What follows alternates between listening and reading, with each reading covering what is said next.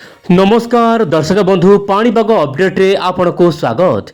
दर्शक बंधु देशर विभिन्न भाग में वर्तमान धीरे धीरे पागरे आसीगलानी परिवर्तन। एपटे किछि मॉडल मान आकलन करुछंती 27 तारिख रु राज्य में पुणी थे देखा मिल पारे कालबैशाखी स्थिति। आम राज्य ओडिशार केउ केउ जिले में हेबो वर्षा कौन होइबो घड़घड़ी सहित वर्षा को लेकिन पूर्वानुमान आसतु आज अपडेट रे आलोचना करबा। दर्शक बंधु ओ इंडिया चैनल एक पाणीपाग चैनल ये आप पाणीपाग चैनल प्रतिदिन देखुंट से चैनल को सब्सक्राइब करूँ। आप देखो बर्तमान समय पश्चिम झड़ प्रभाव में उत्तर भारत में पुणी भेजिब वर्षा किंतु ओडिशा रे 27 तारिख रु राज्य में केतक अंचल में वर्षा हेबो। आप देखो मोबाइल स्क्रीन रे दर्शक बंधु जो रोचे आप दक्षिण ओडिशा खास करके गजपति गंजाम रायगड़ा कंधमाल जिलार केतक अंचल में मध्यम धरण वर्षा सहित 40 रु 50 किलोमीटर बेगर पवन बहिपारे। यह सहित दर्शक बंधु आपंकर बलांगीर ता सहित जो रोचे आप बरगढ़ एपटे संबलपुर आखपाख अंचल सुंदरगढ़ ता सहित केउझर मयूरभंज बालेश्वर भद्रक जाजपुर जगतसिंहपुर केन्द्रापड़ा यह आखपाख अंचल में सामान्य वर्षा सहित पवन बेग 50 किलोमीटर जापे बोली जहाँ जमापड़ी।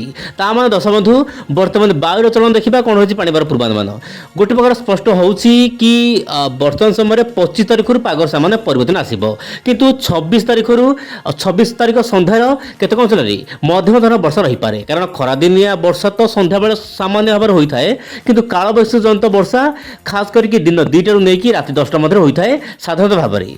जदि आम देखा वायुचलन आप देखो वायुचलन बर्तमान जमापड़ी जो रोचे आपंकर बंगोपसागर मध्यभाग में आप देखो यही जगह गोटे हाई प्रेसर जोन सृष्टि होती जहाँपाई कि स्थल भाग पवन आसूसी सहित जल भाग पवन जाकि स्थल भाग पहुँचुची माने जलीय बाष्पूर्ण वायु बर्तमान समय पहुँचुची जहाँपाई कि आगामी 24 घंटा उपकूल सहित किसी राज्य में हाल्का मध्यम वर्षा रही पारे से पुणी आफ्टरनून बा इवनिंग समय आप देखिपे दर्शक बंधु भुवनेश्वर रोचे कटक रोचे पुरी रोचे एपटे ब्रह्मपुर रोचे सहित आंध्र प्रदेश विशाखापट्टनम श्रीकाकुलम यही सब स्थान मानक हाल्का मध्यम वर्षा हो पारे संभावना रही किंतु स्पष्ट हम कि नहीं कहना बड़ मुस्किल कारण पाणीपाग होउछि पूर्वानुमान साइंस केते बेले दर्शक बंधु बदली पारे। जेमिति मयूरभंजर करंजिया हठात आसला भयंकर खंडियाभूत गोटे गाँ उड़ी देला ताहा बर्तमान भाविबा बेलू दर्शक बंधु रूम टाकुड़ी जाउछि।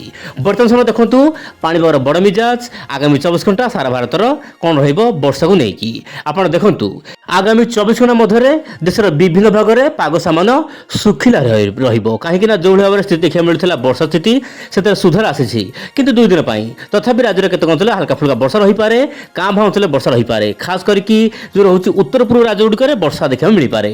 मॉडल आकलन करुच्ची ओडिशा हल्का फुल्का वर्षा आगामी 24 घंटा रही पारे किंतु आसाम मणिपुर मेघालय त्रिपुरा मिजोरम यही सब राज्य स्थान स्थान मध्यम प्रबल वर्षा रही पारे। यह सहित नुआ पश्चिम आसुथिबारु जम्मू काश्मीर लद्दाख ता सहित हरियाणा पंजाब राजस्थान आखपाख अंचल वर्षा बढ़िया आगामी दिन में पाग अनुकूल रही पारे। प्रतिदिन पाणीपाग खबर देखंतु ओ इंडिया चैनल को एबे ही सब्सक्राइब करंतु। आज एतिकी नमस्कार जय जगन्नाथ दर्शक बंधु।